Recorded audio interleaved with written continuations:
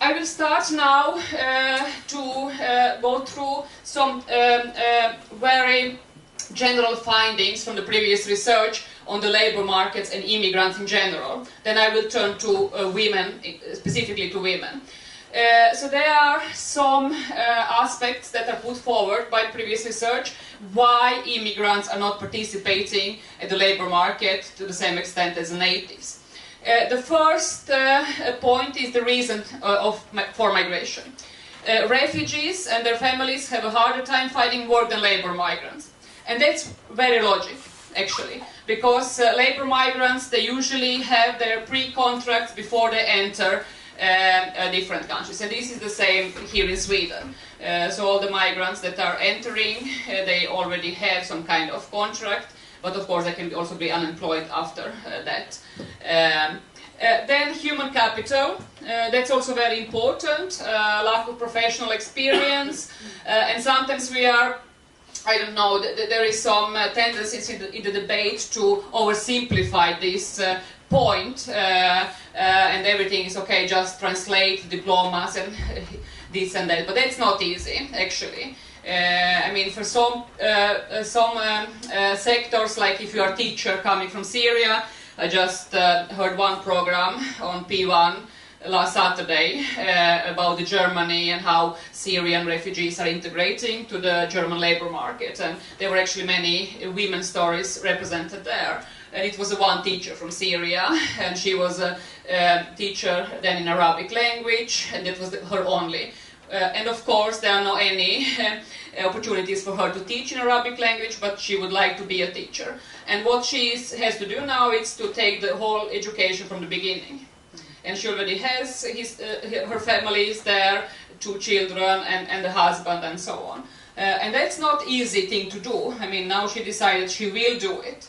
But when you are over 40 and you have to provide for family, and I mean, it's not so easy to get some kind of scholarships for studying and all that. So, I mean, it's a great challenge. And this is in many sectors. So also if you are a lawyer from Iraq, I mean, you cannot be a lawyer here automatically.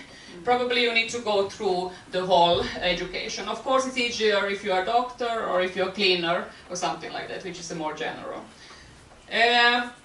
Then we have one more, and this is the social networking. And this is, of course, this always play a big role, that you need to know the labor market, you need to have contacts, the information, informal contacts and all that.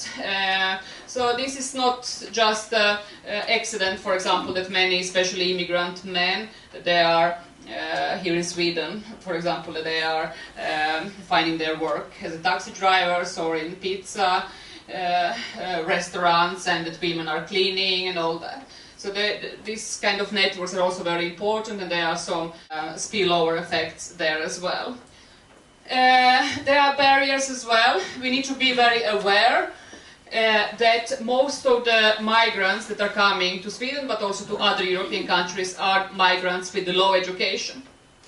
We are talking very, very much about these high educated that are needed for our labor markets and so on, but when we look at the statistics, we see that the majority are low educated.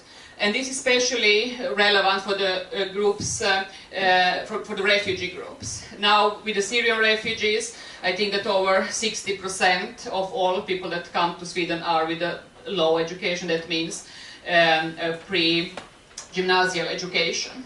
So that's a very important fact here as well.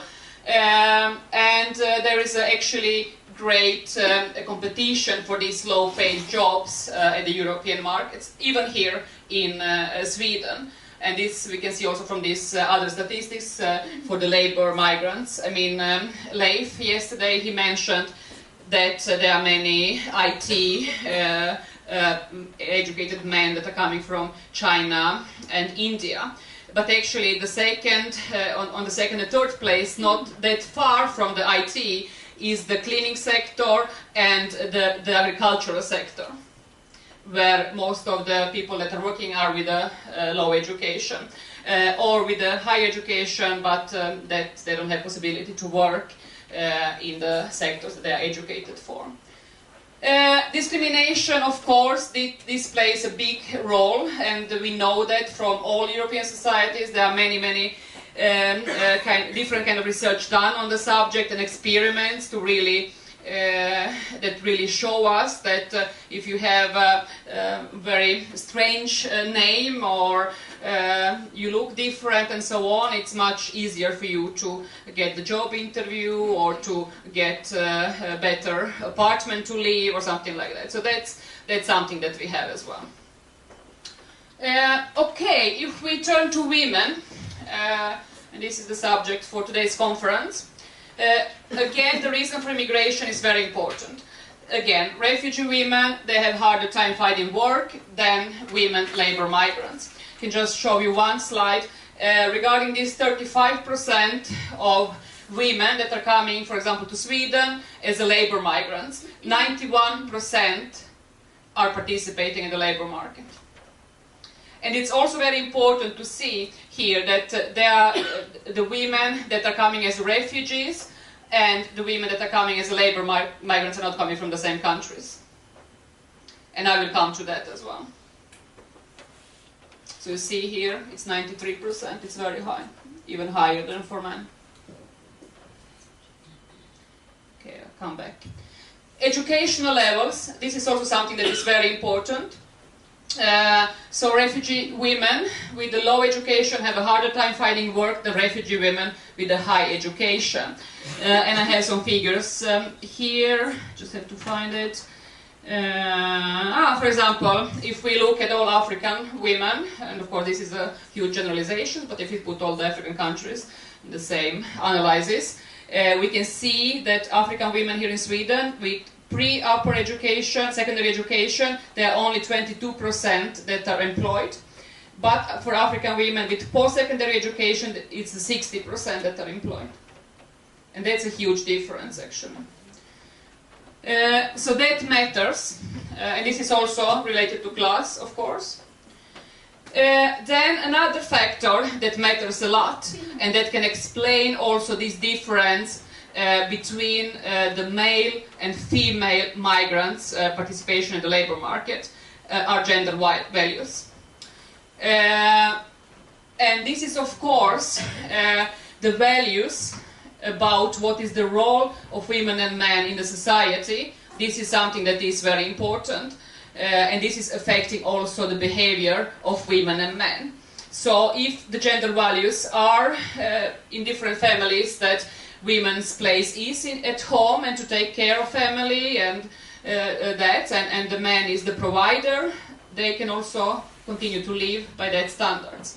And there are many different kind of studies that are done on that subject, and this is a great explanation that matters in many cases. So for example, refugee women with more liberal values and more secularized, they are participating in the labor market to a larger extent than women with more conservative values and more religious attitudes. And that's very logical, actually.